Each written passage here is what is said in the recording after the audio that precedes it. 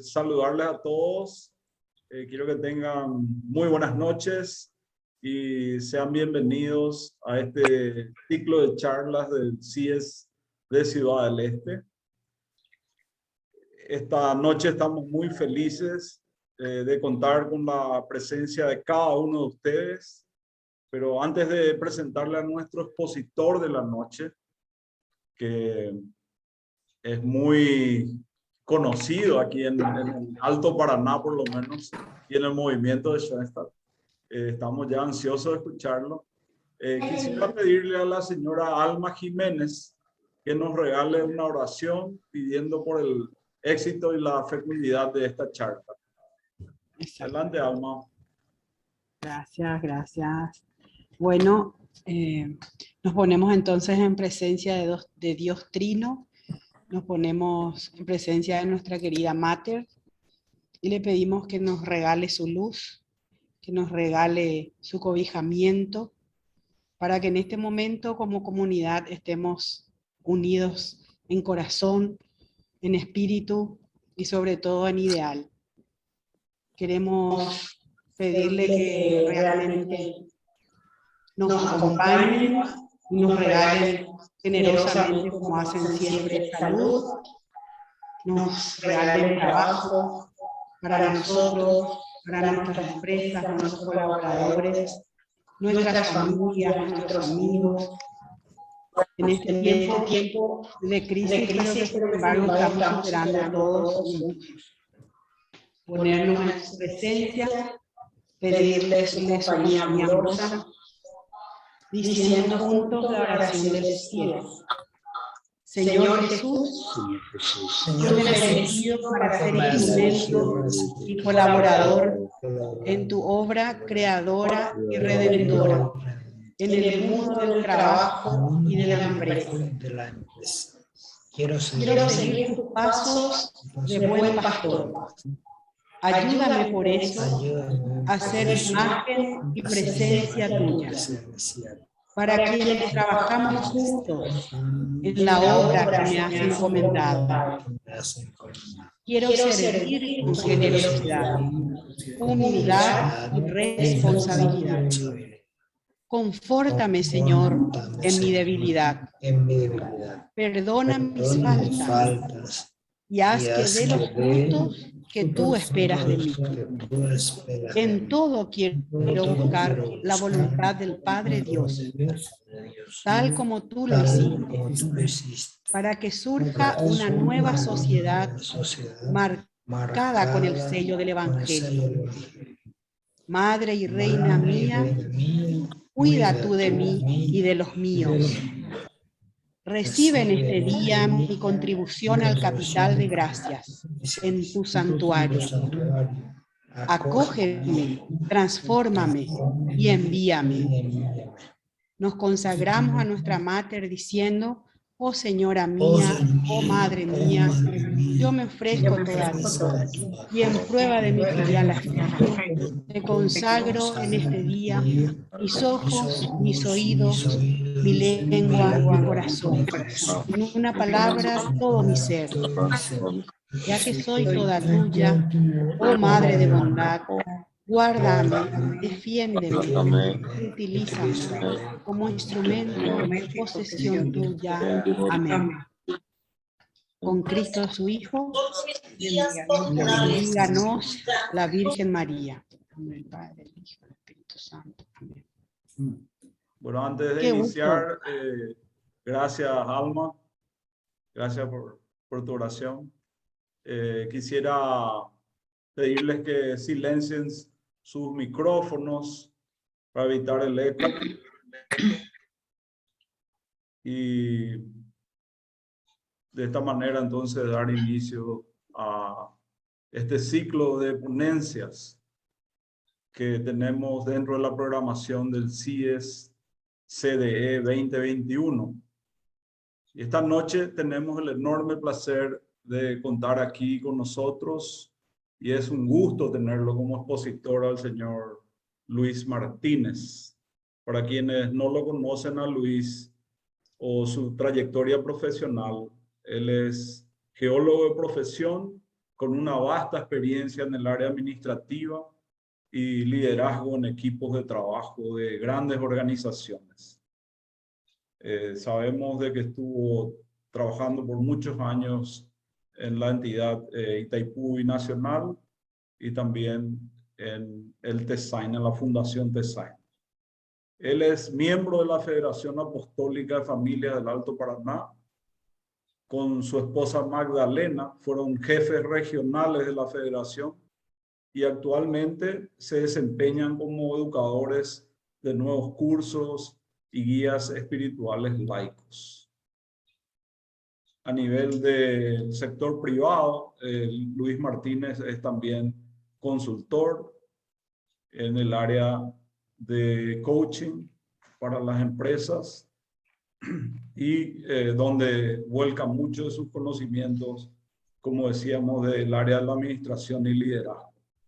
Entonces, esta noche tenemos el gusto de escucharte, Luis, y te damos el uso de palabras. ¿Sí? Muchas gracias, Juan Vicente. Buenas noches a todos. Es un honor que me hayan invitado a hablarles. Es un honor realmente. La comunidad internacional de empresarios ejecutivos shenstatianos me consta que está haciendo una gran tarea y muy loable y fecunda sobre todo. La resultante creadora que están teniendo muestra que realmente escuchan las voces de Dios. Cuando me preguntó Nati, ¿verdad?, cómo se titularía esta conferencia para preparar el bannercito, anunciarla, etcétera, pensé bastante, ¿verdad? Y le dije, bueno, se va a llamar la organicidad en el liderazgo de las organizaciones.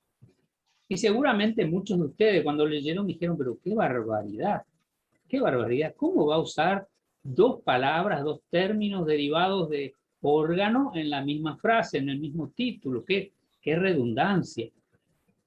Sin embargo, está hecho muy a propósito para remarcar el tema y el problema que nos deparamos muchas veces en el mundo de los negocios, de las empresas, de las entidades. Les repito lo que dijo Juan Vicente, trabajé durante 25 años en un ente autárquico, una entidad que no era privada, no tenía accionistas más que el pueblo paraguayo, y que por lo tanto tiene otras circunstancias de manejo y de liderazgo interno, y otras influencias del medio, por supuesto, que la empresa privada. Y no todas son orgánicas, son organizaciones, pero ahí está la cuestión, no son orgánicas. Orgánicas en el sentido de lo que los shenstatianos entendemos, lo que nuestro padre fundador José Kentenich nos habló.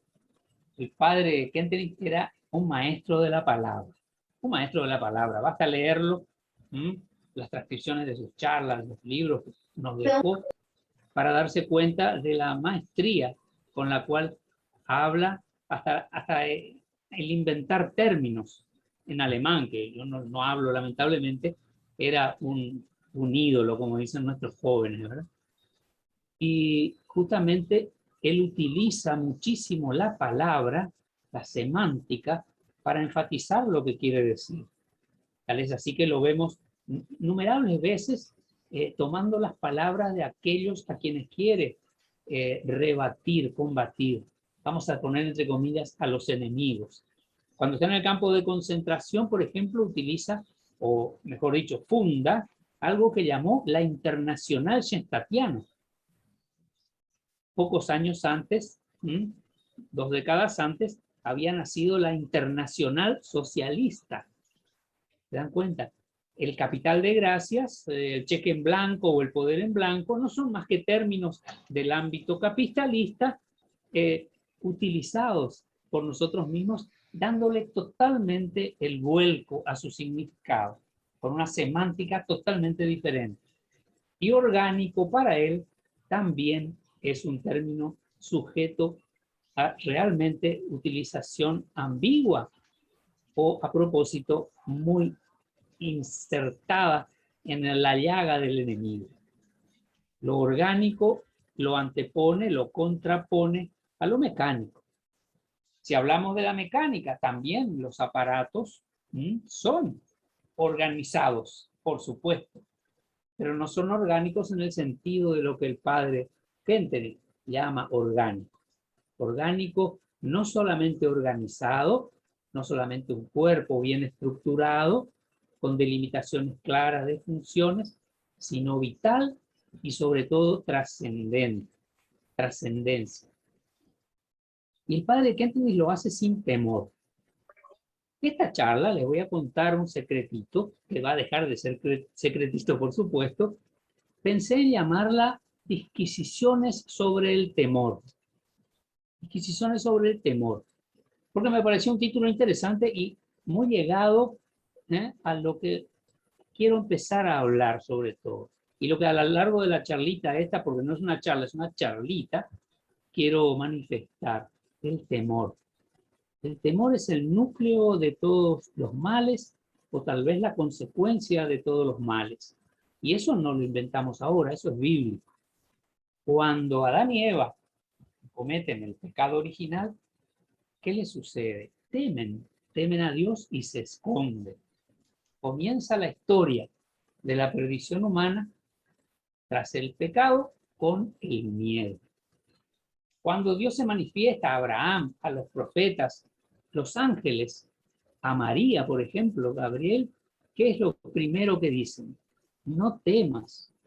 El temor está metido en el tuétano de nuestro ser humano, por supuesto como animales que somos. ¿Por qué? Necesitamos, así como el padre Kentenich siempre hizo, bajar a nuestros niveles antropológicos más primarios, más primarios. Hay una frase, una sentencia de Anthony de Melo, el sacerdote jesuita de la India, que grafica perfectamente esto. Él dice en su libro Autoliberación Interior, que quizás muchos de ustedes ya leyeron, dice, el enemigo de la fe no es la duda, el enemigo de la fe es el temor a preguntarse, el temor a lanzarse a creer, el temor a sacrificarse por aquello que uno cree. Interesantísimo. Ojo porque Anthony de Melo es un escritor magnífico, tiene excelentes pensamientos, pero tenemos que tomarlo como siempre con cierta resalva, ¿verdad? El Papa Benedicto XVI, por ejemplo, nos escribió una carta en la cual alertaba sobre las tendencias orientalistas de Anthony de Melo. Por lo tanto, nos alertaba a tomar con pinzas, no lo prohibió evidentemente, pero nos dijo, tómenlo con pinzas, analicen bien lo que dice. Pero en esto de que el miedo es el enemigo de la fe, hay una certeza que podemos constatar bíblicamente inclusive y en lo nuestro. ¿Por qué tenemos miedo? Y eso define un poco lo que somos y lo que hacemos. Como les dije, y el padre Kentenich asegura, porque es antropológico el problema. Nosotros somos animales y, aunque veamos de dónde lo veamos, la pirámide de Maslow se constata permanentemente en todas nuestras vida interior y en nuestras relaciones. En la base tenemos nuestros instintos y pasamos por todas las fases hasta llegar a la realización. Hasta llegar a la realización. Algunos nos realizamos o queremos realizarnos porque creemos que hay una vida eterna, gratificante y vale la pena esforzarse por alcanzarla, porque allá está nuestro tesoro y ahí está nuestro corazón. ¿Cómo nos realizamos? En aquello que en nuestro corazón está y por tanto nuestro tesoro. Si nuestro corazón está en el tesoro económico, en el dinero, obviamente podemos hasta realizarnos económicamente. Si lo alcanzamos o no es otro problema que no vamos a discutir ahora, pero siempre eso se constata. Desde el miedo basal que tenemos, ¿por qué? Porque lo primero que queremos hacer es subsistir. Está en nuestro ADN, el ADN quiere multiplicarse y para multiplicarse necesita vivir. Si se muere, por supuesto no puede multiplicarse. Creced y multiplicaos, también es bíblico. No hay que inventar el pescado, está ahí para pescarlo. Entonces, la sobrevivencia es lo fundamental. Y para sobrevivir lo que hace falta es cuidarse. Cuidarse. O sea, temer aquello que nos pueda hacer daño. En el hombre, como tenemos una corteza cerebral que nos da la noción de nosotros mismos, a diferencia de los animales que viven su vida instintivamente, sin percibirse a ellos mismos, por lo menos en el grado en que el hombre lo hace, por supuesto es totalmente natural. Pero en el hombre que se percibe a sí mismo y es capaz de hacer abstracciones, también los ataques pasan a sublimarlo a nivel subconsciente, a nivel psicológico.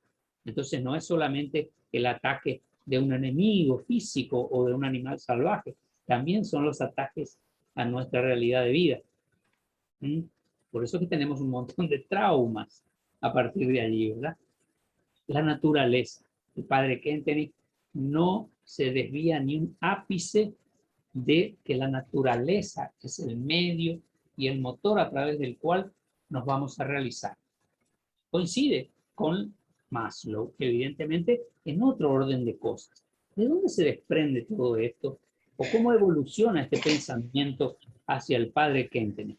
Es bueno saberlo, porque a partir de toda esta evolución vamos a constatar lo que nosotros queremos aplicar como líderes en nuestras empresas, en nuestras entidades. En primer lugar, el padre Kentenich es aristotélico en su pensamiento. El amigo Aristóteles, 300 y pico de años antes que Jesucristo, se opuso o, digamos así, se desvió de las enseñanzas de su maestro Platón. Platón opinaba que realmente no existen las cosas tal como nuestros sentidos las perciben.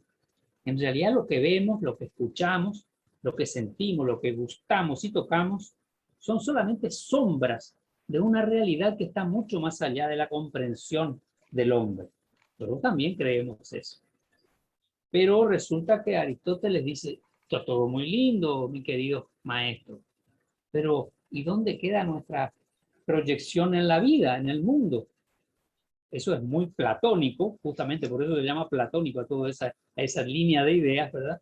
Es muy platónico, muy lindo, muy veraz, pero no nos podemos proyectar en el mundo de esa manera, pensando que nada es real.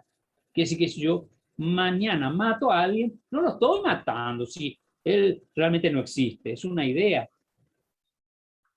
Él contrapone al pensamiento de Platón el pensamiento fenomenológico. Su filosofía es de fenómeno, es empírica. Existe aquello que podemos realizar. Eso se consuma luego, mucho más tarde, por supuesto, en Descartes, con sus pienso, luego existo. Aristóteles decía exactamente, y con otras palabras, lo mismo. Realmente nosotros nos proyectamos en el mundo a través de lo que nosotros sentimos, pensamos y vivimos. Mucho más tarde, Santo Tomás de Aquino toma esas ideas aristotélicas y las transforma en su base filosófica y espiritual, que es que la gracia presupone a la naturaleza. La naturaleza es la base desde la cual se lanza nuestra nave hacia Dios. Eso es Santo Tomás. La gracia presupone la naturaleza y la perfección. La perfección. De ahí que nuestro Padre siempre nos insiste en conocernos a nosotros mismos, sanarnos primero nosotros y luego sanar a los demás, cobijarnos en María, todo lo que nosotros ya vivimos en Shen. Más tarde, nuevamente, continúa Loyola, San Ignacio de Loyola, toma las enseñanzas de Aquino y las pone en práctica a través de su pedagogía. Lo que es filosofía hasta Santo Tomás se transforma en pedagogía con Ignacio de Loyola. Sus retiros espirituales ignacianos hasta hoy día sirven a muchísima gente, ¿verdad? Y por supuesto, nuestro querido Vicente Palotti inicia su servicio sacerdotal como jesuita. Él bebió de las fuentes que le dejó servidas San Ignacio de Loyola.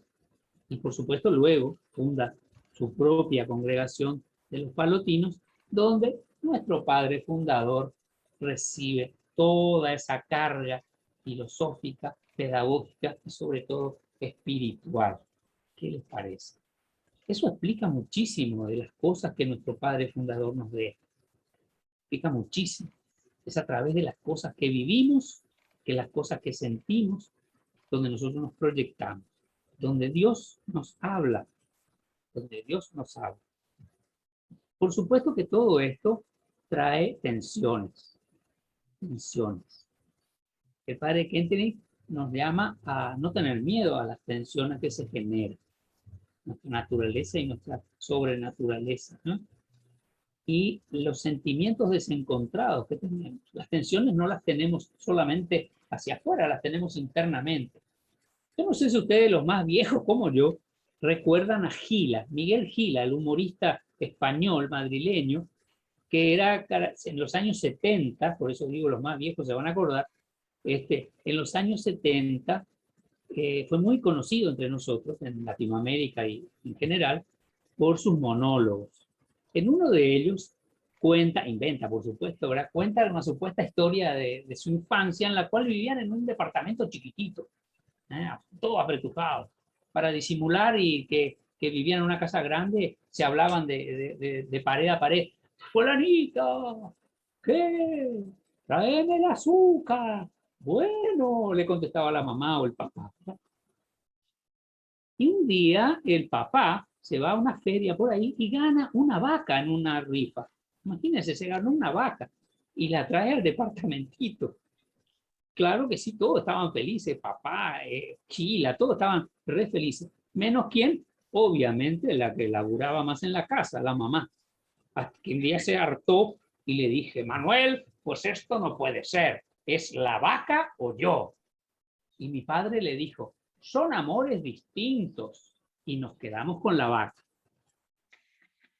Es un chiste cruel, ¿verdad? Pero que grafica perfectamente las tensiones que a veces se generan entre nosotros. ¿Qué elegimos? ¿La vaca o el matrimonio? ¿El negocio, el lucro o los empleados? ¿Los colaboradores o los clientes? ¿A quién satisfacemos? ¿Podemos satisfacer a todos? No es fácil, ¿verdad? Tensiones. Estoy hablando del ámbito empresarial, pero eso se genera en todos los ámbitos de nuestra vida. En todos los ámbitos de nuestra vida. Tensiones. Que como el padre Kentenich nos decía, pueden destruirnos, como en el caso de Gila y la vaca, que destruyó un matrimonio, o pueden construir a partir de su aceptación y del trabajo que con ellas hagamos. Y las opciones, obviamente, favorables que tomemos. Polaridad. Es interesante.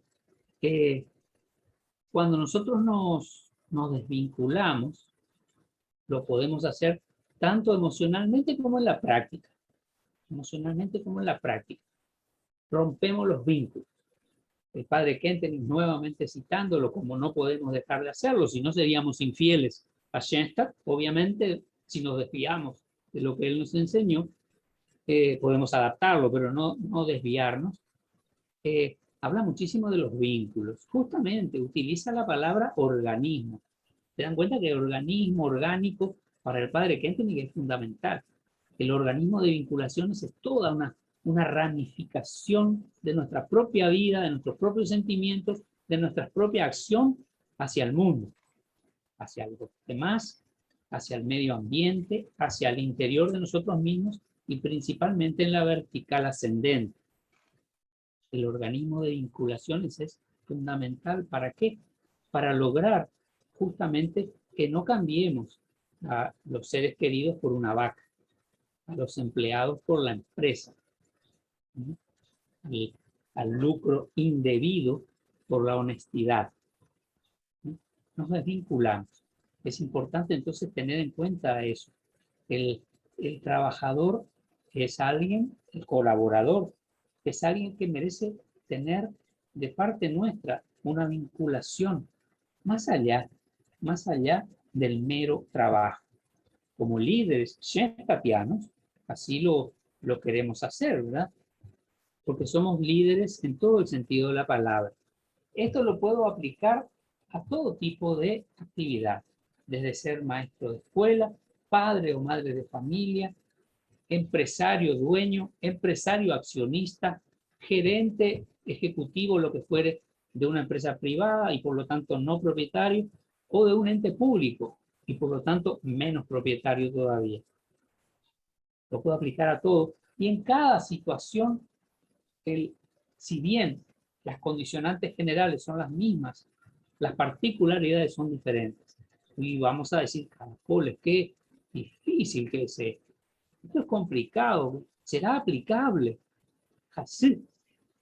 Pero como siempre decimos, y el padre Kenton nos recuerda, Dios no nos prometió un jardín de rosas. No nos prometió un jardín de rosas. Y justamente esa es nuestra pelea, nuestra lucha diaria, interior y al exterior, para que por lo menos las espinas no nos pinchen y no pinchemos a los demás con ellas. Rosas que tienen espinas. El líder shenstatiano es una autoridad y la ejerce como tal. El padre Kenton no claudica en la postura de la autoridad. Nuevamente nos deja algo muy clarísimo que son los principios de gobierno. Los principios de gobierno del padre Kenton es sensacional, lo practicamos en Shenstatt y deberíamos recordarlo siempre y aplicarlo en todos los órdenes de nuestra vida, sobre todo en nuestra vida de liderazgo de algún grupo humano, orgánicamente. Somos líderes con autoridad clara, pero con aplicación democrática. ¿Qué quiere decir esto en una empresa? Quiere decir que yo necesito escuchar a los míos. Necesito saber qué es lo que sienten, quieren, desean. Y decimos, no, pero me van a tomar el codo. Le paso la mano y me toman el codo. Nuevamente, vuelvo a lo que inicié. A hacer una disquisición sobre el miedo. Es el temor el que nos hace pensar así. El temor ese tiene fundamento. Claro que tiene fundamento. Nos pueden tomar el codo. Todo va a depender de cómo lo encaremos y cómo lo manejemos. Se van a generar tensiones. Nuevamente la cosa se pone difícil. Siempre se pone difícil. Siempre se pone difícil. En realidad, eso es lo entretenido de la vida. Nos imaginamos una vida en la cual no hubiera tensiones, no hubiera conflictos, pero sería la papa. Tan fácil sería vivir, ¿verdad? Y sobre todo tan aburrido. Imagínense en un matrimonio que todo el día sean besitos y abrazos. No, hace falta de vez en cuando una buena fricción, una tensión creadora, en la cual se alimenten los dos, nos alimentemos ambos. Y a partir de ahí, si sabemos manejarlo con criterio y buena voluntad, podemos ambos crecer. También pasa en el ámbito empresarial lo mismo y con el líder exactamente igual con aquellos a los cuales lidera. Paternalmente, como el padre nos dice. El líder shenstatiano maneja las cosas con el principio de gobierno shenstatiano, kentenigiano. Somos democráticos en la aplicación de nuestra autoridad. No la cedemos, no la cedemos. Hasta podemos prestarla un ratito o mucho, pero no la cedemos. Y en la elección de las acciones que vamos a tomar, somos muy democráticos en el sentido de la consulta, del saber exactamente qué me dicen los míos, porque lo que me dicen los míos, nuevamente, sabemos que son voces de Dios, que tenemos que escucharlas y analizar. La primera condición, entonces, es la entrega. El líder se entrega. Un ejemplo de entrega es nuestro propio líder espiritual y pedagógico, el padre José Kenton. El padre José Kenton no tuvo problema y no tuvo miedo, o mejor dicho, habrá tenido mucho miedo, pero se la bancó y se lanzó en 2 grandes oportunidades por lo menos. 3 grandes oportunidades. Primero, cuando se fue a Dachau. Él se lanzó, ¿por qué? Porque sabía el riesgo que correría, pero a pesar de eso dijo, caramba, que esta gente mía, estas hermanitas sobre todo, y estos muchachitos, si yo me voy al campo de concentración, van a tener oportunidad de hacer cualquier cantidad de capital de gracias por mi liberación. Y se fue. Eso es un líder que se entrega. En el 49, cuando podía haberse quedado en el molde tranquilamente, cuando la visitación redactó el informe final y llamó la atención sobre algunos aspectos, ¿verdad? Poco importantes según el visitador, de la relación del padre con sus hijas, las hermanas de María. Él también habrá tenido una preocupación grande cuando escribió la conocida Carta Perlón, pero no dejó de entregarse a Schoenstatt. ¿Por qué? Porque sabía que era necesario aclarar la situación. No es así como decís, señor visitador. Hay mucho más cosas por detrás de todo eso. Mi paternidad es fundamental. La gente tiene que sentirse hija de aquellos líderes de la fe. Ese fue el mensaje. Y por supuesto le bajaron la caña y aguantó, se bancó y sin protestas se fue, aunque habrá tenido miedo y preocupación, se fue 14 años a Milwaukee. Son 3 momentos de valentía entregada. Esa entrega por los hijos. Nosotros también. Cuando somos gerentes, cuando somos ejecutivos, seamos dueños o empleados, nos entregamos, tenemos que entregarnos, no solamente a la función, sino también a la emoción de la empresa y a la emoción de los empleados. Por supuesto es difícil, pero lo tenemos que hacer. ¿Por qué? Porque escuchando como primera acción práctica de la entrega, escuchando a los demás, como dije, dejamos la puerta abierta para que Dios a través de ellos nos hable. Puede ser que nos den una solución de índole relacionamiento empresario, interno a la empresa. Puede ser que nos den una idea en cuanto inclusive a una oportunidad de negocios o un mejor aprovechamiento de recursos en todos los ámbitos. Recordemos nuevamente el inicio. Todo lo que hace falta, todo lo integral a nuestra actividad y a nuestro ser, ya sea el trabajo, la economía, el dinero, los recursos materiales e intangibles, forman parte de esa naturaleza que está ahí para que la usemos, la bien utilicemos y aprovechemos lo mejor posible para nosotros mismos y para los demás. En esa escucha que hacemos de puertas abiertas de los nuestros, en la empresa, en la entidad, donde fuera, en el club, si somos directivos de un club, o en casa, si somos padres de familia, podemos escuchar voces de Dios. Y como líderes tomaremos decisiones en ese sentido. ¿Resulta, no resulta? Ahí vamos a ver realmente si entendimos bien lo que Dios nos estaba diciendo. Por ahí encaramos una cosa porque la consulta o la escucha a nuestros empleados, nuestros colaboradores, fue determinada y no rindió frutos. Inclusive hasta perdimos plata. A todos nosotros seguro que nos pasó eso. Hasta perdimos plata. No escuchamos bien las voces de Dios, tal vez. Siempre deberíamos tener ese pensamiento en la cabeza. No digo que hagamos todo. El padre Kentenich no se apuraba para nada, ¿verdad? Escuchaba. ¿Y qué hacía? Observaba, reflexionaba. Si le parecía importante, lo aplicaba. Y luego esperaba ver qué resultado tenía. No sé si se están dando cuenta, pero el aristotelismo, que era en el padre Kentenich totalmente, el Aristóteles lo que decía al principio era empírico, la observación, prueba y verificación de resultados. Y se aplica en todo. El padre Kentenich lo aplica desde el punto de vista espiritual, pedagógico. Pero aquellos que somos estudiantes de la ciencia, de la rama de la ciencia, sabemos que eso se llama en ciencias método científico. Observar, experimentar, sacar conclusiones. Aristotélico totalmente. Nuestra civilización, nuestra sociedad actual es, desde el punto de vista filosófico, de pensamiento aristotélico, ¿no? Empírico, experimentador y fenomenológico. Hay que tenerlo en cuenta. La fe práctica en la divina providencia, vemos, que se aplica entonces también en el liderazgo. La fe práctica en la divina providencia, el padre Kentenich la llamaba el carisma central de nuestra fe. El carisma central, o sea, no es una herramienta más que tenemos a disposición, es el meollo de la cuestión. ¿Por qué? Porque es donde Dios nos habla. Y lo que nosotros necesitamos justamente y queremos es estar vinculados a Dios.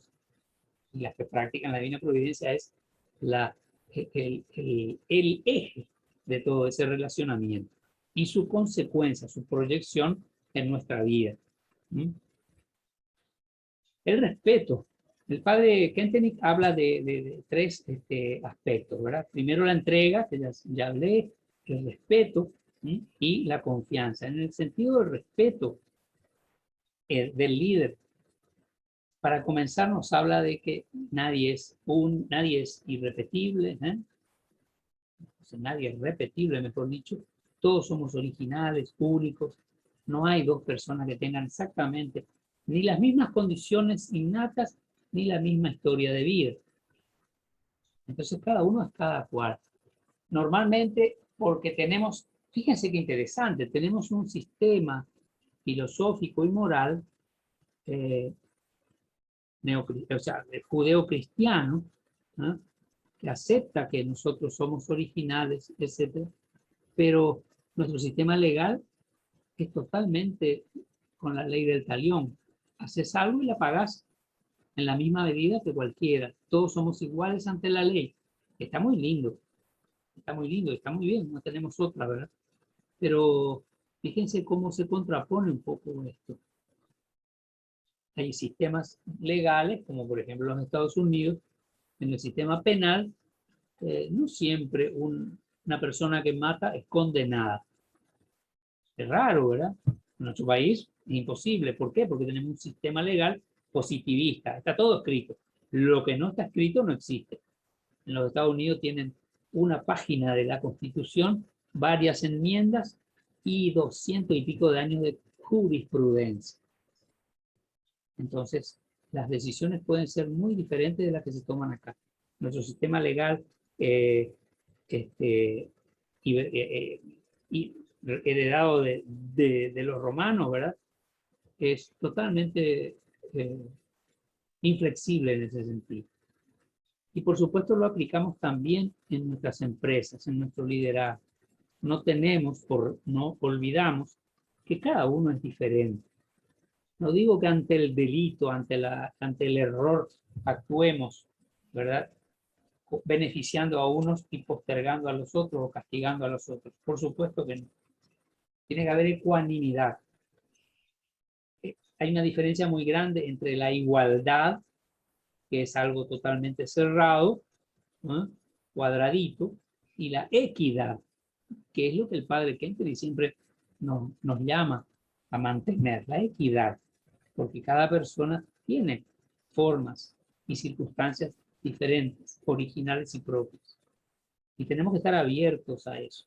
Eso sucede tanto en el ámbito personal, psicológico de la gente, como en su proyección, que es lo sociológico. Al fin y al cabo, la sociología no es más que la psicología aplicada al común, al grupo humano. Eso es la sociología. Y por supuesto, en las empresas se trasunta en el ámbito de la jurisprudencia o de la administración. Entonces, la originalidad. Cada empresa también es única y original como organismo. Y como tal debemos tratarlo. Es la gran diferencia entre el trato mecánico y el trato orgánico, en los términos en que el padre Kentenich define la organización, el organismo. Cada empresa tiene sus circunstancias y su forma intrínseca. Los administradores, ¿verdad?, hablamos o nos hablan de la visión y la misión. ¿Qué exactamente es la visión de la empresa y la misión de la empresa? Es lo que el padre Kentenich en forma personal hacia el interior de nosotros llama el ideal personal. El ideal personal es la visión que Dios tiene y nos muestra de nosotros mismos y que se trasunta en la misión que tenemos en la vida. Por eso vivimos a la luz de nuestro ideal. Así como la empresa y nosotros como líderes, seamos dueños o ejecutivos contratados, tenemos que tener siempre presente la visión que tiene la empresa de sí misma y la misión que se impuso. Y generalmente en la visión y en la misión no solamente está a ganar plata. Por supuesto que tiene que ganar dinero, si no se funde y los empleados se quedan sin trabajo y los dueños sin su capital. Pero también cuando analizamos la visión y la misión, vemos aspectos morales, aspectos de relacionamiento, aspectos humanos. ¿Mm? A veces no vemos los aspectos religiosos y ahí es donde nosotros deberíamos entrar con nuestro aporte en la espiritualidad. Tal vez ni siquiera lo llamamos espiritualidad, lo llamaremos espíritu de equipo, espíritu de cuerpo. Otras palabras, como el padre Kent tenía así, utilicemos otras palabras, pero en el fondo la idea sea exactamente lo mismo. Y a través de eso Dios va a llegar, por supuesto. Obviamente, estoy hablando de nuestra acción, pero nosotros nunca dejamos de lado que todo lo nuestro va acompañado por el nada sin ti. Nada sin la mater, porque a ella le confiamos todo, y nada sin Dios, por supuesto. Entonces, junto a nuestra acción humana está la acción mística de Dios y de su madre. Entonces, el respeto. Necesitamos respetar, descubrir el ego de la empresa y el ego de nuestros funcionarios. ¿Cómo son? El amigo Freud llamaría verificar el ego y el superego, lo intrínseco y todo aquello que le rodea. Ortega y Gasset lo llamaría el yo y mis circunstancias.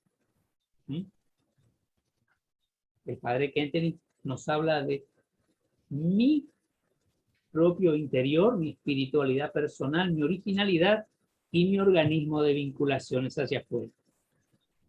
Se da cuenta que nosotros, desde el punto de vista shenstatiano, kentenigiano, tenemos todas las herramientas y las palabras a disposición para trabajar en ese sentido. Podemos aplicar Shenstatt. A veces ni nos damos cuenta de la relación perfecta que hay entre nuestra pedagogía, entre todos los mensajes que el Padre nos dejó y sus enseñanzas, con los modos que hay en el mundo, con las formas de pensar que hay en el mundo. El ser humano necesita, en tercer lugar, dentro de esa lideranza que buscamos, todos buscamos. El hombre, recordémoslo antropológicamente, es un individuo o un animal de manada. No podemos, así como no nos olvidamos de la naturaleza, no podemos olvidar de nuestros instintos, no podemos olvidar nuestra forma gregaria de trascender en el mundo. Somos gente de manada. Si tenemos dudas al respecto, veamos lo que llegan a hacer en países que nosotros considerábamos evolucionados, los mirábamos, ¡oh, qué lindo país! Miremos lo que pasa en Venezuela, miremos lo que pasa en Haití, miremos lo que pasa en Afganistán, miremos lo que pasó en Alemania en tiempos del padre Kentenich, en los años 30, donde personas se hacen de un liderazgo total y la gente los sigue como borregos. Como borregos. Contra eso el padre Kentenich justamente habla. Su pelea para eliminar, para combatir ese liderazgo mecanicista, es el liderazgo paternal que él propone. Él decía, pero caramba, no podemos ser líderes autocráticos que se vayan tanto hacia el individualismo, se refería al capitalismo, por supuesto, de un lado, que hace con que cada uno sea libre de hacer lo que se le dé la gana, y el otro no interesa, con tal de que mi porvenir, mi lucro, etcétera, esté asegurado.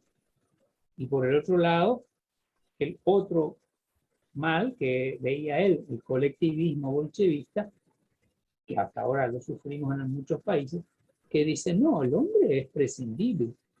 Ok, es un órgano, pero es parte de una máquina que se llama pueblo, sociedad, comunidad. Entonces, si se rompe, simplemente se descarta y se pone otra. Pero tiene que trabajar en función al común. El individuo se pierde. En un lado el individuo es exaltado al extremo de la masa o el resto no importar, y en el otro es consumido, ¿verdad?, en el medio de la vorágine del mundo y del resto de la sociedad. Es una pieza más. Y nosotros tenemos que estar equilibrando eso en nuestra empresa. No convertirnos en autócratas, pero tampoco dejar que la cosa se venga abajo. Sobre todo cuando la empresa, la entidad o el organismo no sea nuestro. Yo como empleado de la Itaipú Binacional tenía grandes posibilidades de decisión, pero yo sabía que mi responsabilidad era enorme porque la empresa no era mía. Yo no podía tomar decisiones que de repente el dueño de un negocio puede hacerlo. Luego tuve estaciones de servicio, era otra cosa. Ahí era el dueño. Si me fundía, bueno, iba a tener que responder delante de mi familia, pero tenía una libertad de acción y de decisión mucho más grande. Por eso cada uno de ustedes tendrá que analizarse, pero en el fondo de la cosa, sea el método por el cual ustedes lleguen a atender esas necesidades de liderazgo con los suyos, con los seres humanos que trabajan con ustedes, va a depender de todos estos principios que estamos hablando y que son las cosas que el padre Kentenich nos dejó. Las cosas que el padre Kentenich nos dejó. Y, por supuesto, confiar. La tercera pata de estas características del líder shenstatiano está en la confianza. La pedagogía de confianza, como él la llama, que es nuevamente el punto más complicado. Nos cuesta mucho confiar, dar la mano para que no nos tomen el codo, como decía. ¿Por qué? Porque estamos cansados realmente muchas veces de soportar el desalentador fracaso en nuestros intentos. Pero resulta que el fracaso en el intento es justamente uno de los méritos del apóstol, coherente y persistente. Si nosotros shenstatianos nos consideramos miembros de un movimiento apostólico, pues entonces no podemos claudicar. Vamos a fracasar 1000 veces. Trataremos de hacerlo la menor cantidad posible de veces. Pero no podemos dejar de mantener todo este sistema de creencias, de fe y de aplicación práctica, porque tengamos miedo, porque tengamos miedo al fracaso. Tenemos que confiar en los nuestros. Es difícil, es difícil. Tenemos en primer lugar, como el padre Kentenich nos decía, aplicar sus principios de conducción.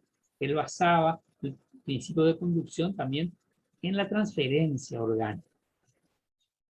Desde el punto de vista místico, religioso, espiritual, era la transferencia de los dones, de las virtudes de Dios a través nuestro hacia los nuestros, hacia aquellos a los cuales nosotros de alguna forma lideramos. Transferencia orgánica, de lo que la divinidad nos indica, nos da, nos pone a disposición. Con desprendimiento, sin temor a perder nada. Cuanto mayor, el padre Kentenich nos decía, cuanto mayores fuertes sean los lazos de vinculación, cuanto más amor vos le entregues, va a volverte con mucho mayor fuerza. El amor se acrecienta en el propio amor. Es un círculo virtuoso. Así como la confianza también. ¿Nos van a defraudar? Sí, señores. Lamentablemente volvemos al jardín de rosas que nadie nos prometió. Nos vamos a defraudar.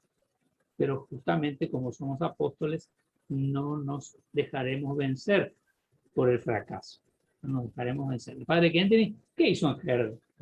Si lo miramos, podemos llegar a decir, pero caramba, qué inconsciente, qué bárbaro. ¿Cómo el padre Kentenich va a dejar que unos muchachitos de 18 o 20 años se junten solos y hagan lo que se les dé la gana? Tenía que haber estado en Herder.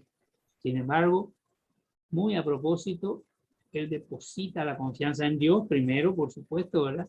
Y en los muchachos, en que eso iba a salir bien, si era la voluntad de Dios. Si era la voluntad de Dios. No se equivocó.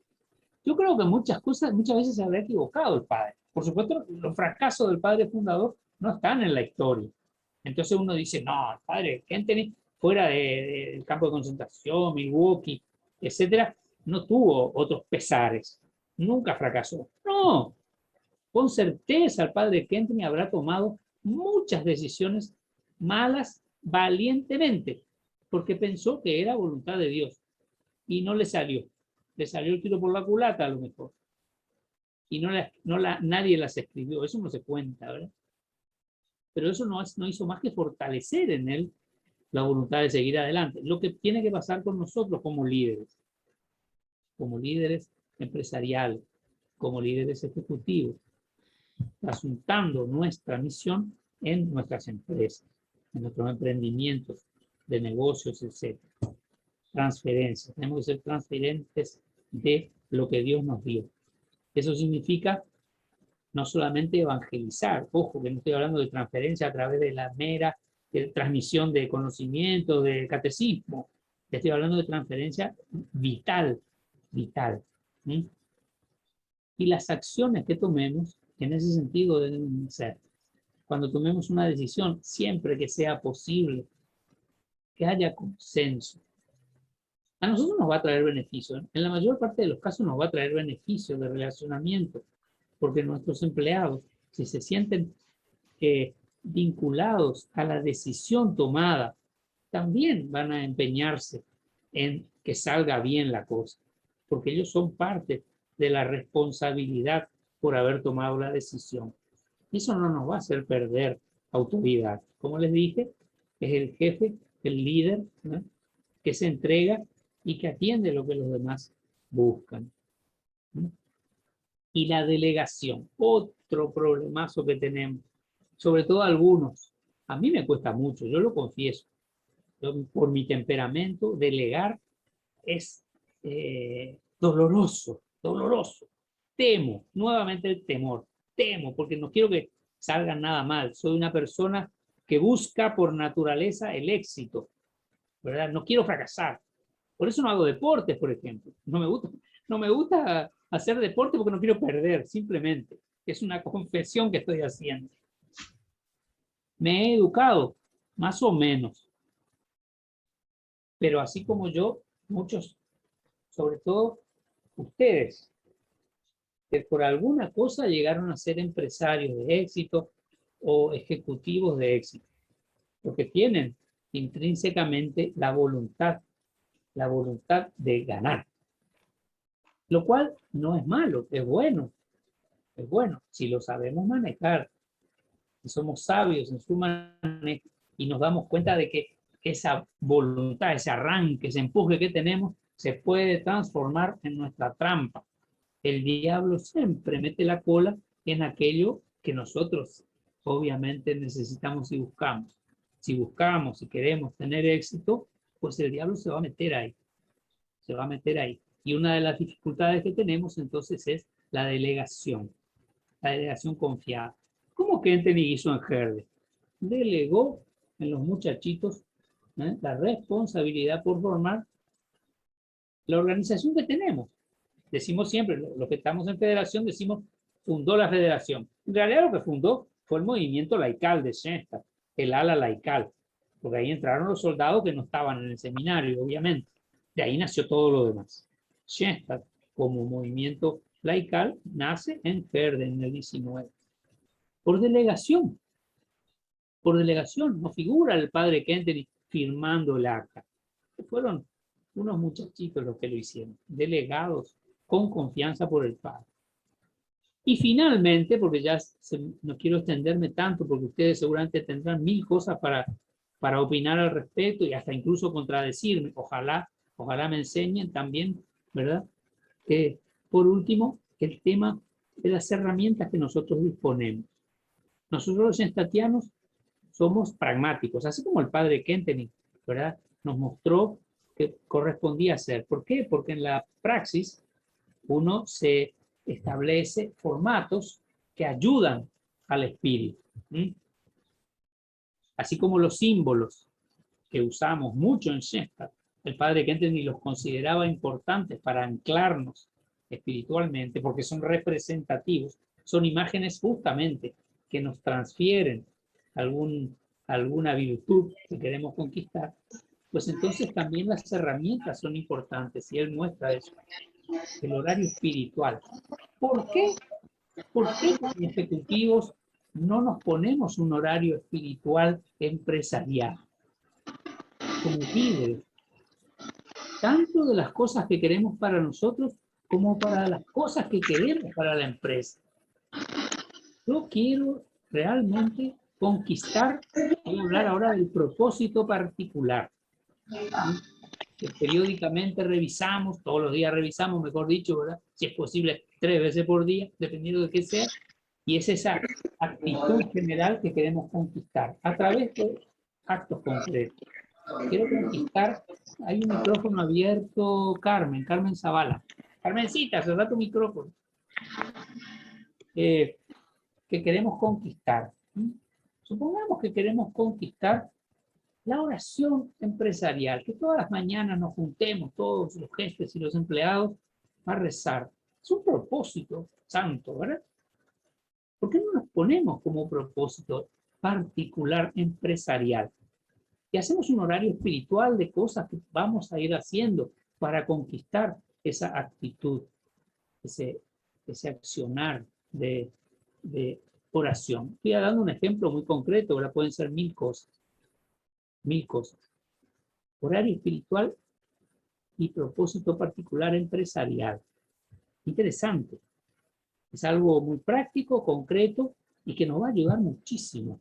No sé si alguno de ustedes ya lo hace o si ya lo aplicó, pero podría ser la herramienta que Schoenstatt nos dejó para también, así como en el ámbito personal, espiritual nuestro, individual, se convierta en un utensilio fecundo, bendición para nuestra empresa y por supuesto para nuestro liderazgo, para nuestra misión. ¿Qué les parece? No le dije nada fácil y no le dije nada nuevo en el fondo, porque como les dije, no me puedo desviar de lo que nuestro padre fundador nos enseñó. Si no, sería muy poco sentatiano.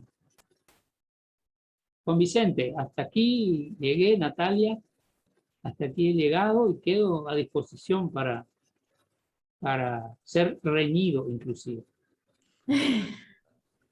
Gracias, Luis. Muy interesante exposición. Realmente creo que el tema de hacer hincapié en estos tres aspectos de la entrega, el respeto y la confianza que tenemos que transmitir como líderes es lo que nunca está de más recordar y tenerlo bien presente para nuestras acciones diarias. Así que, Juanvi, no sé si tenés alguna acotación que hacer. Sí, me pareció muy interesante el enfoque que te caracteriza, Luis. Ir a profundidad en lo filosófico, analizando las fuentes y del por qué hacemos muchas cosas, ¿verdad? Eso fue lo que yo fui haciendo a medida que te escuchaba, un paralelismo con mi realidad empresarial, laboral, ¿verdad? Y creo que lo manejaste muy claro, y si hay alguien que quiera hacer una consulta, creo que es el momento de hacerlo, ¿verdad? Cuando dijiste lo difícil que es delegar, y estoy plenamente de acuerdo contigo, pero también es justamente el factor que diferencia a muchos empresarios de éxito, ¿verdad? Quienes pueden lograr replicar o replicarse a sí mismos sus objetivos trazados en la empresa y poder tener 150 pharma centers en el país, por ejemplo, y manejar todo de la misma manera, ¿verdad? Eso implica confianza, delegar, aparte de la entrega que habías dicho. Y justamente también demuestra el valor de las personas en las empresas, ¿verdad? Para poder crecer, uno tiene que concebir eso, de que las personas son las que hacen el cambio, que no es uno solo, que es el equipo, y que uno tiene que aprender a confiar, delegar y capacitarlos, si es necesario, ¿verdad? Para poder llevar adelante eso. Eso creo que está muy claro y definitivamente se aplica toda esa enseñanza que recibimos a través de la pedagogía kentenigiana. Cuando es bien aplicada, yo creo que encaja perfectamente en el mundo empresarial. Así es. Sí. No sé si alguien más quiere opinar algo. Le dejo el micrófono. También algo que me dejó así pensando en cuanto a darle mucho valor es cuando mencionaste el tema de las herramientas y en el ser pragmáticos, en establecer así políticas concretas de pequeñas acciones, pero que eso se transforme en tipo en hábitos y cómo eso ayuda a fundar nuevos vínculos y nuevas acciones dentro de la empresa y entre las personas y los colaboradores, ¿verdad? En establecer así cuestiones pragmáticas, a lo mejor acciones simples, diarias, no hace falta que sean cosas muy difíciles de hacer, ni mucho menos, ¿verdad? Pero esas pequeñas acciones diarias que de repente como jefes podemos ir implementando y incorporando y que eso se pueda ver traducido en un cambio, en favorecer los vínculos humanos entre los colaboradores y bueno, marcar diferencias, ¿verdad? Y que nos caracteriza también como yunestatianos. Las nuevas praxis. Correctísimo. Fíjate que la fijación de puntos a conquistar es fundamental. Somos como seres humanos gente que busca lograr cosas, lograr algo. Nuestra pedagogía educativa, digamos, por llamarla de alguna forma, en Schoenstatt integra ese aspecto de nuestras necesidades, de tener metas a ser alcanzadas. Cuando pongo el caso de los matrimonios a los cuales por los cuales, o sea, a los cuales pertenezco, ¿verdad? Me he desarrollado en Schoenstatt, igual que las otras ramas, vos empezás, te preparas un tiempo, estás mirando que vas a hacer un compromiso de grupo, por ejemplo. Cuando haces el compromiso de grupo, la cosa no se acaba. Estableces otra meta, ¿verdad? Ya querés hacer una alianza de amor con la máter, que la podés hacer antes también. Nadie está obligado a hacer un curso académico para hacer la alianza de amor. Basta el anhelo y el llamado. Pero normalmente, ¿verdad? Para ayudar a la gente se establece un cierto itinerario, por llamarlo así, que te dice, bueno, en tal momento vas a poder hacer esto. Y entonces te sentís motivado. Después querés conquistar tu santuario hogar, etcétera. Después querés entrar en otro nivel de responsabilidad y compromiso. Si tenés mucho deseo, te vas a la liga, o te vas a la federación, o al instituto de familias, o de mujeres, o de varones, lo que sea, según tu estado de vida. Y ahí nuevamente comenzás con una serie de metas parciales. Eso mismo se aplica también, o deberíamos aplicar en nuestras empresas. No solamente metas de producción, sino también metas vitales. Metas vitales. Anhelos, horizontes en los cuales la gente se vea un futuro y trabaje por ello. Muy bien, clarísimo. Clarísimo. Bueno, a ver si alguien se anima a expresar algo. Víctor Servín, que siempre es muy participativo. No tengas miedo de rebatir lo que dije, Víctor. No, para nada. Yo siempre quiero nomás ser un poco pragmático, así era. Y me remito un poco al título de la charla. Organicidad y lo orgánico, ¿verdad? Entonces, es importante, ¿verdad?, definir bien también eso. Hablamos de muchas cosas, ¿verdad? Pero es importante definir un poquitito, ¿verdad? Y bueno, lo orgánico sería lo relacionado específicamente a la vida, ¿verdad? Todo lo relacionado a la vida, a las relaciones, ¿verdad? Y lo inorgánico es lo que no tiene vida. ¿Ok? Entonces, en ese contexto, Luis, vos podés definirnos lo que es la organicidad específicamente. ¿Cómo definís en ese contexto ese término? El concepto schenstatiano o pentenigiano de organicidad es justamente el que se opone, ¿verdad? Por lo que vos dijiste, ¿eh? Un organismo, una organización, es un conjunto de métodos, de recursos que se ponen ordenadamente, organizadamente, para cumplir una función determinada. Y punto. Okay. No importa para ella el sentimiento, la emoción, ni la proyección. Simplemente un sistema organizado de recursos y métodos. En cambio, lo orgánico es que juntamente con esa organización necesaria para cumplir los fines, exista también el componente que vos dijiste, vital. El componente vital. Recordar que las piezas de esa organización no son solamente las mesas, las sillas, las computadoras y las máquinas. Principalmente, y lo más importante, son las personas que la componen. Y de ahí he llamado a tener en cuenta como líderes, ¿no?, la definición de organismo como el compuesto por personas, seres humanos que tienen una vida natural y que tienen una proyección espiritual, una trascendencia más allá de su propio cuerpo y de su propia utilidad de trabajo. No sé si fui claro o la embarré más todavía. No, al contrario.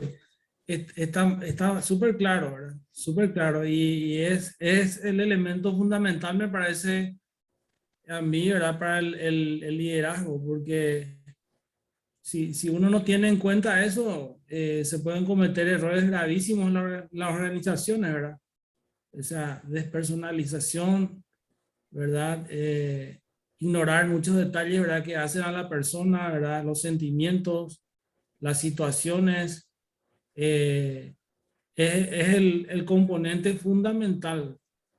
A partir de ahí nacen todas las demás, los demás criterios, ¿verdad? Los demás elementos, ¿verdad?, que hacen a un liderazgo efectivo. Así es que me parece fundamental, Luis, y concuerdo plenamente con la aclaración, ¿verdad?, que nos hiciste. Gracias, Víctor. Te agradezco. Que a veces nos encontramos con decisiones que nos ponen los pelos de punta, ¿verdad? Y Dios quiera que nunca tengamos que tomar una decisión como el estilo.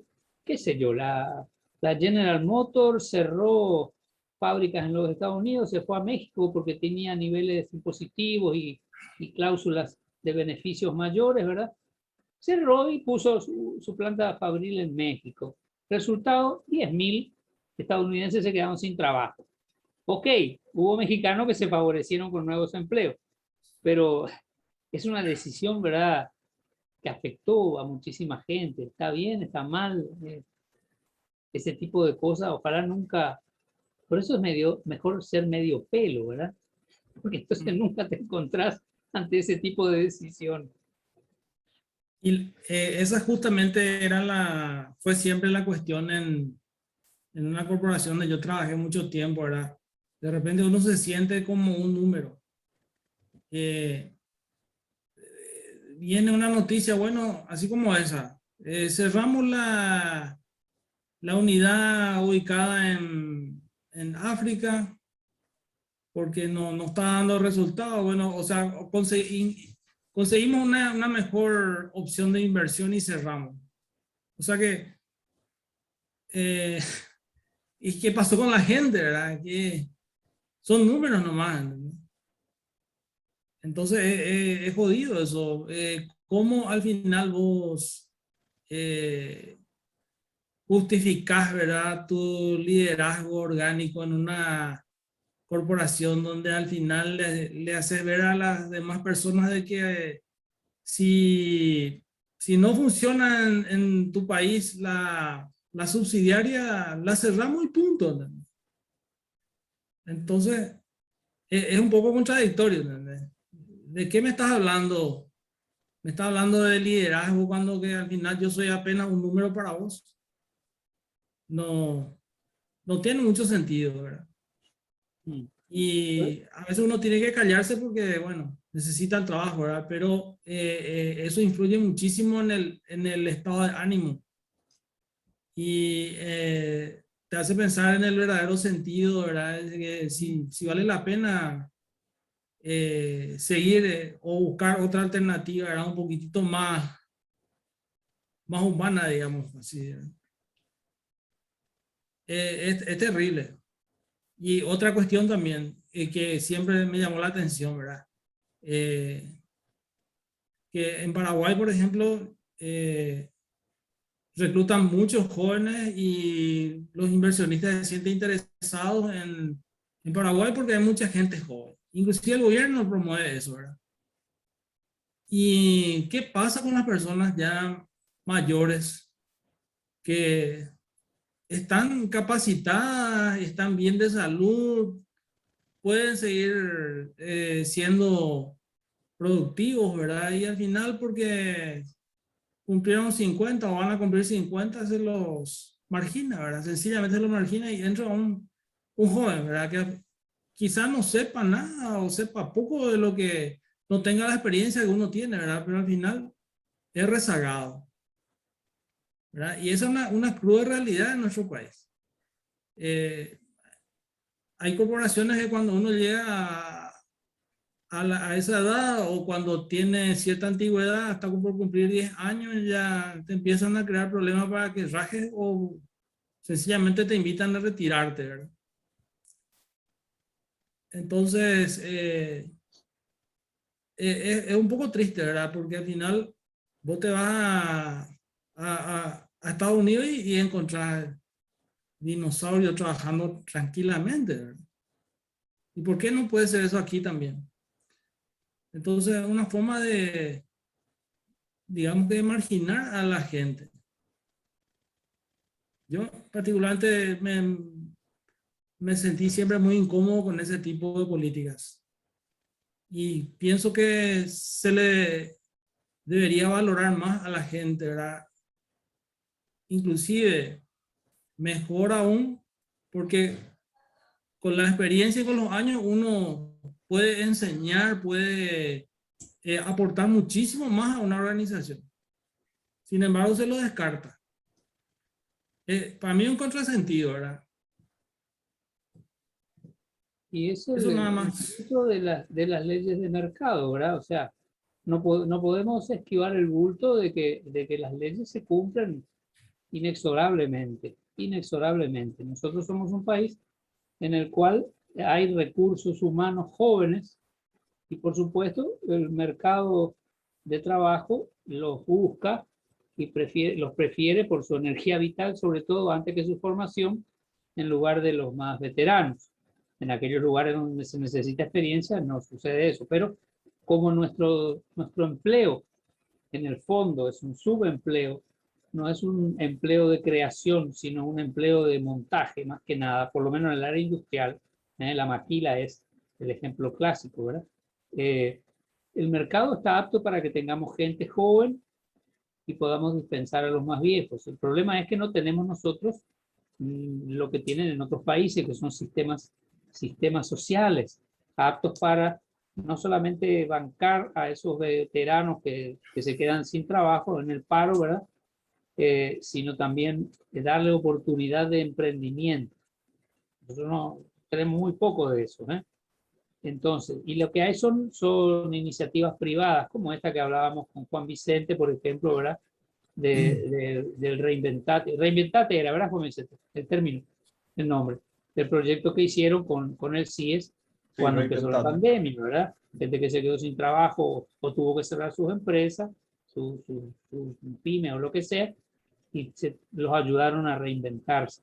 Son todas iniciativas privadas, estatalmente no tenemos casi, excepto raras excepciones, no tenemos eso. Entonces, es crucial. Pero bueno, nuevamente ahí, Schoenstatt lo que nos pide es que cada uno, en la medida de lo que pueda y en el ambiente donde esté, haga lo que sea, lo que esté necesario.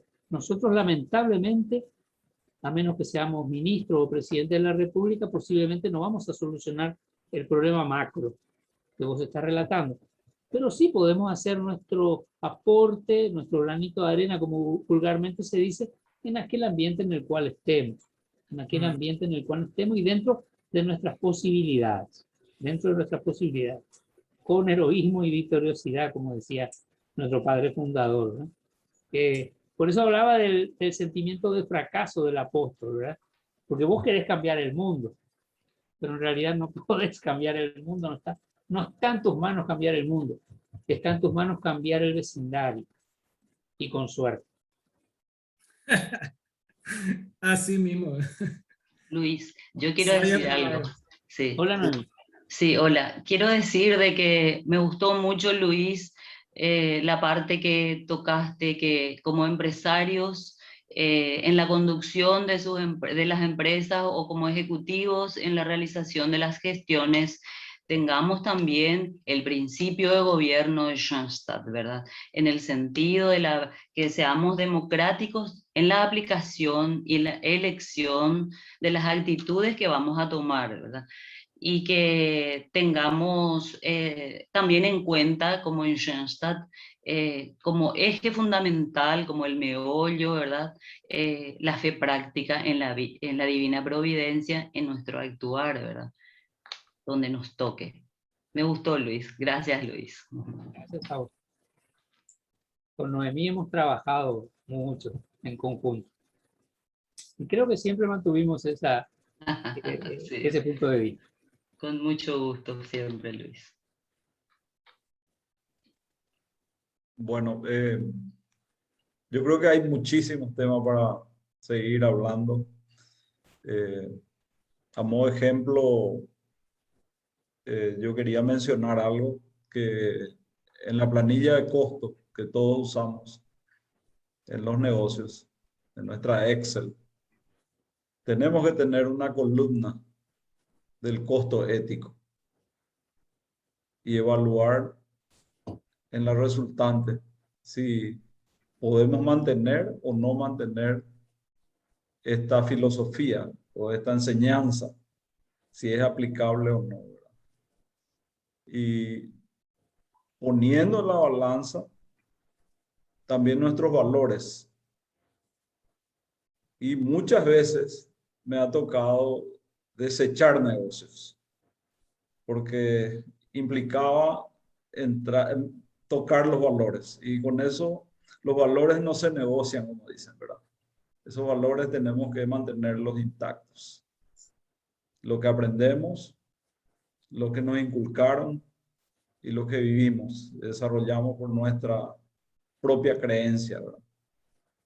Entonces siempre yo pongo la columna de costo ético en la planilla de costos y me resulta bien porque quedo satisfecho con el negocio que voy a hacer, que va a estar dentro de la legalidad, que voy a estar cumpliendo con todo. Eso puede implicar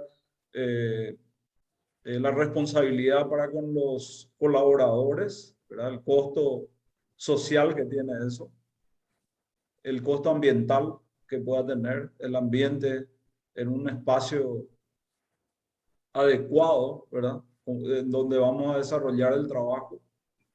Y también el cumplimiento y pago de impuestos, ¿verdad? Todo eso se conjuga en un momento, ¿verdad? Y a mí me funciona eso. Yo creo que se puede mantener un cierto éxito comercial aún en las condiciones que plantea el mercado, que son opuestas, ¿verdad? Eso nomás quería compartir.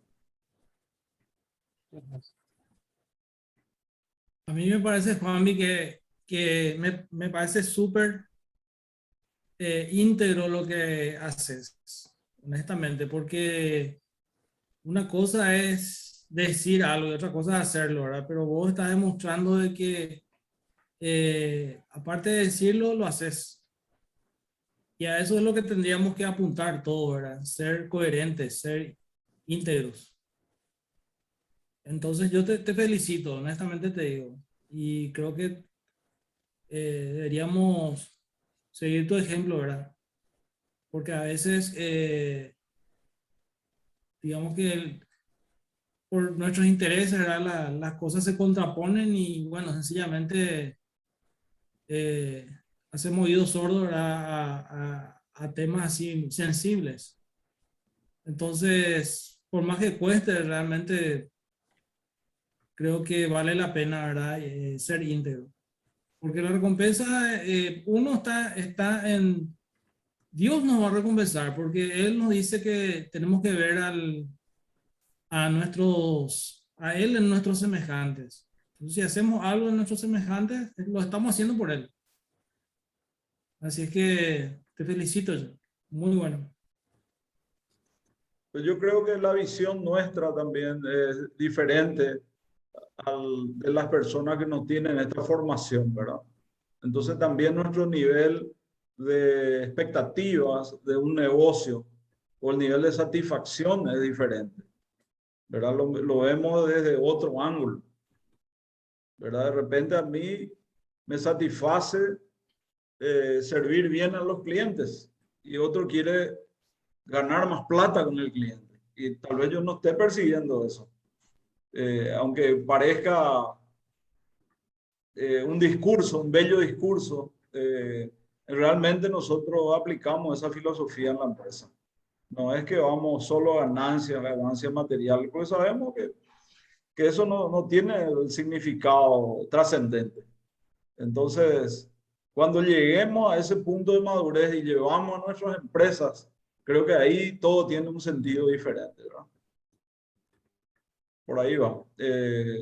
Yo al salir me subo en un Kia y el vecino se sube en una X6. Siempre digo eso en forma sarcástica, ¿verdad?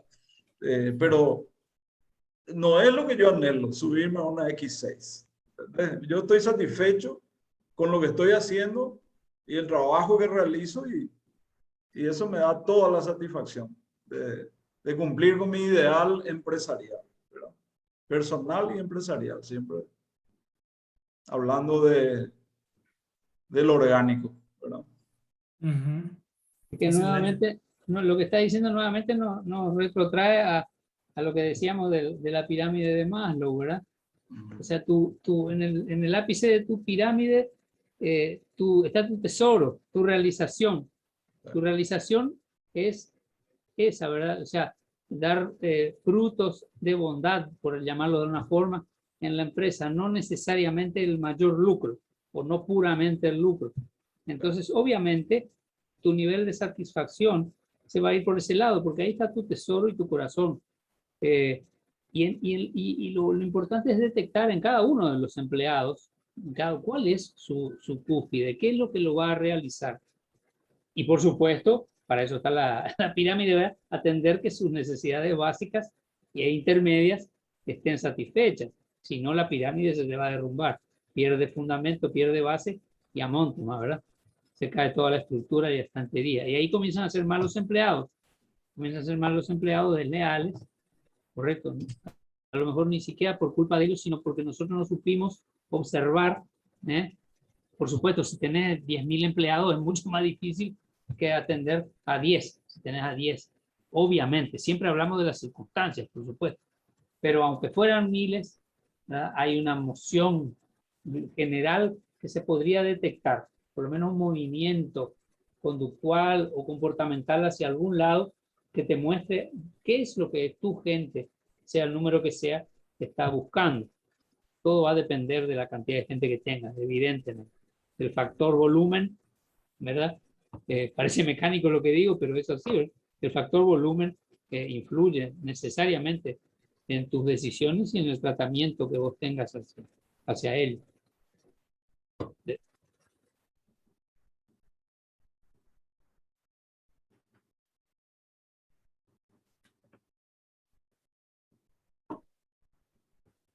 Tu micrófono, Juanvi, está deshabilitado.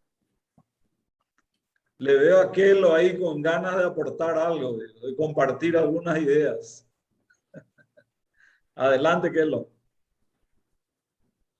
No, antes que nada, felicitarles por la iniciativa y particularmente a Luis por la profundidad de toda su reflexión. Había escrito eso en el chat ya, ¿verdad? Y sí, creo que esto que decías del volumen es importante, pero también no tenemos que usarlo como pretexto, ¿verdad? A mí me gustó mucho eso que dijiste de no perder la esperanza, porque me toca trabajar con muchos empresarios y patrones, y patrón le incluyo yo al ama de casa que contrata el servicio doméstico, ¿verdad? No hace falta ser director de Itaipú Nacional, ¿verdad?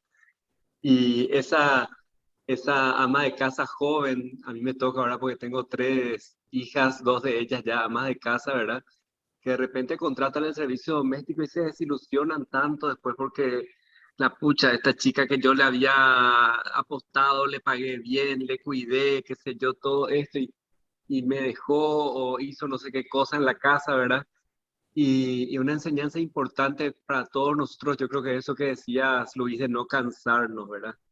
De que si ese es nuestro principio, sin importar las circunstancias que estamos viviendo, asegurarnos de que cada persona tiene su individualidad y no perder esa llama, vamos a decir, que nos lleva a confiar en las personas, en poder delegar y, y mantener el optimismo con respecto a que vamos a construir relaciones de calidad con cada uno que llega, ¿verdad? Porque muchas veces sufrimos, como vos bien decías, sufrimos desilusiones. Y creo que lo más importante cuando uno tiene sus principios bien arraigados, como decía Juan, ¿verdad? Es ese no cansarse, ¿verdad? No cansarse. Y si tuvo una desilusión y bueno, a lo mejor esta no era la persona o no eran las circunstancias, pero no por eso dejar de apostar a la persona, ¿verdad? La persona es la fuente de todo lo que podemos lograr y entonces creo que es muy importante mantener esa llama viva. Y lo otro que te iba a decir, Luis, me llamó mucho la atención que hayas partido del tema del miedo, ¿verdad? Y te quiero felicitar por eso, porque realmente la raíz de muchos de nuestros, no digo fracasos, sino que de nuestras omisiones, de las cosas que dejamos de hacer, tienen mucho que ver con el temor. Así que creo que tenemos que profundizar mucho en eso también para poder abrirnos a esas relaciones de más calidad. Muchas gracias por la invitación y por el momento que nos regalaste. Gracias, Kelo. Gracias, Kelo. Bueno, veo a Andy Esbardela desde Encarnación, nos acompaña hoy. Vamos a darle su espacio también a Andy. Adelante. Muy buenas noches, realmente muy motivador la charla. Luis, te felicito. Me hizo reflexionar en muchos aspectos realmente y también de lo que te hablaron posteriormente hicieron tus comentarios, el caso de Víctor, de todo eso me hizo reflexionar mucho. En mi caso, yo soy empresario, tengo bastante gente a cargo de nuestras empresas y efectivamente el factor humano, la persona humana es lo más importante dentro de cualquier entidad. Si no existe ese factor humano, es muy difícil. Es más, dentro de una empresa prácticamente yo creo de que el líder es el que transmite realmente el principio y el fin de cómo se va a dar las cosas dentro de un organismo, ¿verdad?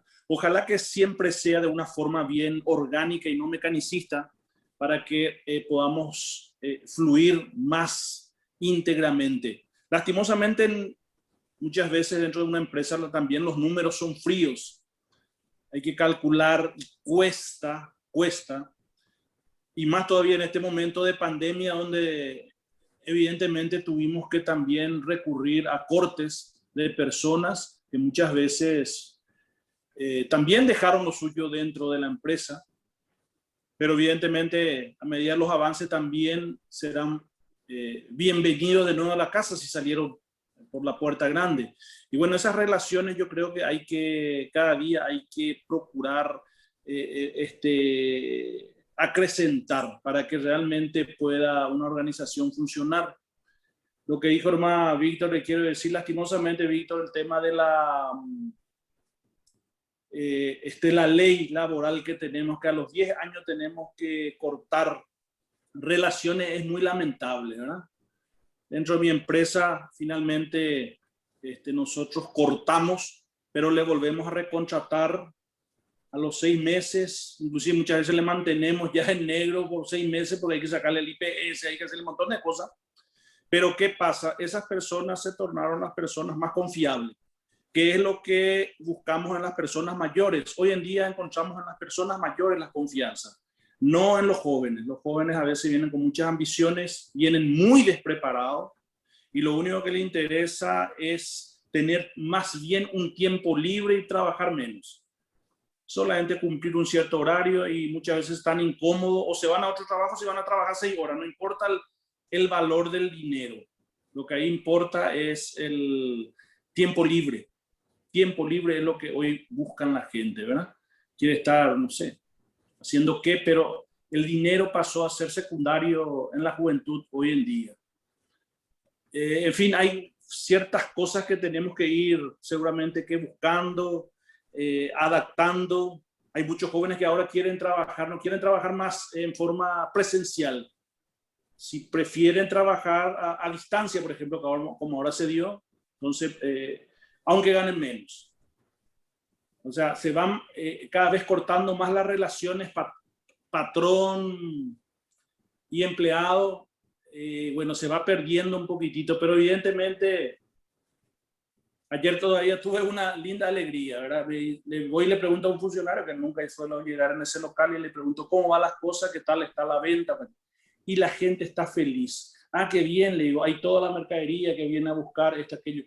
Lo que más ellos valoran son que se le trata muy bien y le dan una buenísima atención. Y pensé, y eso es lo más importante, la buena atención. El resto va a venir solo, como lo que vos decías, Juan. Entonces, creo de que tenemos que seguir transitando por ese camino humano para que realmente las cosas puedan mejorar a nivel país. Bueno, un poquitito un aporte y un comentario. Gracias, Luis, por darme esta oportunidad también de pensar un poco en nuestro interior de cómo vamos. No, gracias a vos, Andy, por el aporte. Eso que tocaste de la ley laboral, etcétera, de la estabilidad laboral, como lo llama nuestro código, es interesante. Uno de mis emprendimientos fue un establecimiento comercial. Y yo decidí no utilizar el recurso del despido a los 9 años y tanto, porque tuve cuidado en hacer algo que creo, no voy a decir la mayoría porque voy a ser muy atrevido porque no tengo los números, pero que me consta que muchos empresarios no hacen, que es tener el pasivo laboral registrado en la contabilidad, ese 8,33% que vos tenés que tener ya previsto para tu gente cuando se retire o cuando tu negocio finalice o lo que fuere, ¿verdad? Porque si vos lo tenés, lo confesás realmente para tu contabilidad, está ahí.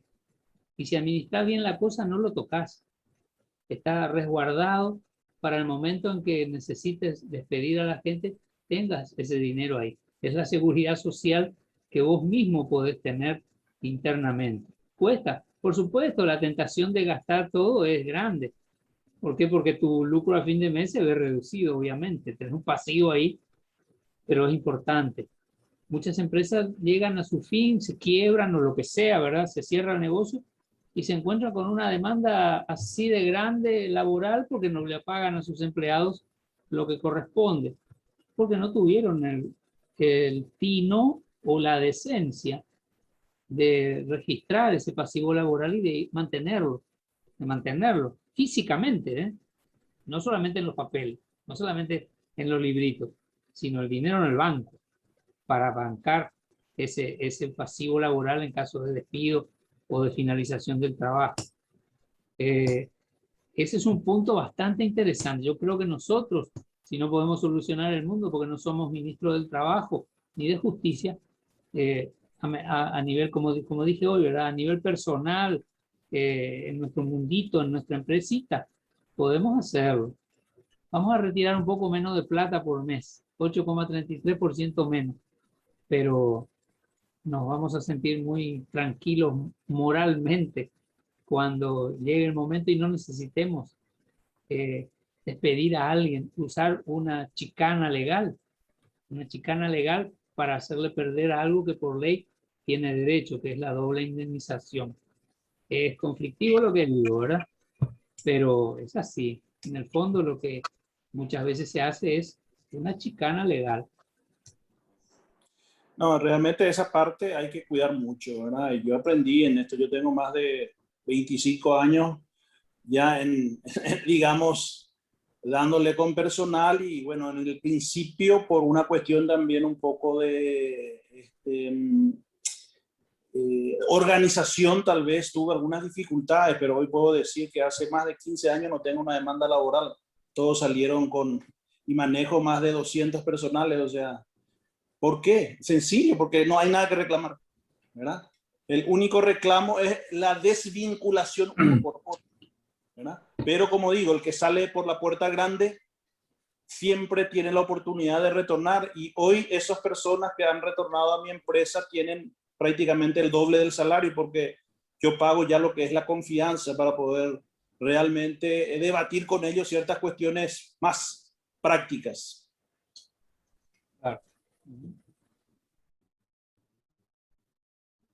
Juanvi, me permito comentarles y permiso para comentarles sobre este tema en particular. Hay ahora un proyecto de ley que revisa el tema de la estabilidad laboral que está regulada para después de los 10 años. Por ahí voy a ver si tengo el proyecto, les paso después para que ustedes puedan distribuir entre los socios del CIES. Porque así como dice Luis, no podemos cambiar muchas cosas, ¿verdad? Pero tal vez de nuestros grupos podamos mover también las cosas para que la ley sea más conveniente para todos, ¿verdad? Entonces ese es un punto particular que yo creo que vale para un debate más largo, ¿verdad? Y creo que ese proyecto de ley puede servir como motivador para este debate. Excelente. ¿Y quién lo está manejando, el proyecto? ¿Quién está planteando? A mí me invitaron ahora para una mesa redonda que se hace la semana que viene con el Club de Ejecutivos. Pero entiendo que no nace el Club de Ejecutivos. No estoy muy seguro. Voy a averiguar y te paso después los datos a ver si quién es el que está promoviendo. Bueno, importante que esté un show estatiano ahí, para que la Así resultante mismo. sea buena. Así mismo. Excelente. Bueno, yo creo que la hora se nos fue el tiempo. Me resta agradecerles a todos por su participación. Creo que fue muy fecunda la reunión, el compartir. Y aprovecho para pedirte, Kelo, una oración final y vamos cerrando entonces la sesión de hoy. A mí me gusta mucho la oración del Espíritu Santo que nos enseña nuestro Padre Fundador, porque habla un poco de esa entrega. Entonces me voy a ir acá a mi santuario hogar luego para unirme con ustedes en esa oración. Y vamos a invocar toda la presencia de la Santísima Trinidad en el nombre del Padre, del Hijo y del Espíritu Santo. Amén. Espíritu Santo, eres el alma de mi alma. Te adoro humildemente. Guíame, fortifícame, consuélame, y en cuanto corresponde al plan del eterno Padre de Dios, enséñame tus deseos. Dame a conocer lo que el amor eterno desea de mí. Dame a conocer lo que debo realizar. Dame a conocer lo que debo sufrir. Dame a conocer lo que silencioso, en modestia y en oración, debo aceptar, cargar y soportar. Sí, Espíritu Santo, dame a conocer tu voluntad y la voluntad del Padre, pues toda mi vida no quiere ser otra cosa que un continuado y perpetuo sí a los deseos y al querer del eterno Padre Dios. Amén. En el nombre del Padre, del Hijo y del Espíritu Santo. Amén. Muchas gracias. Bueno, gracias, Kelo. Gracias, Luis, de nuevo. Gracias a todos por haber participado. Y Gracias. le estaremos informando de nuestro próximo encuentro. Ya les voy adelantando. Buenísimo. Juan Miguel. Gracias, Luis. Excelente charla. Gracias, Luis. Chao, chao. Gracias a todos. Chao, chao. Gracias. Chao, chao. Pronto. Chao, chao. Buenas noches. Buenas noches.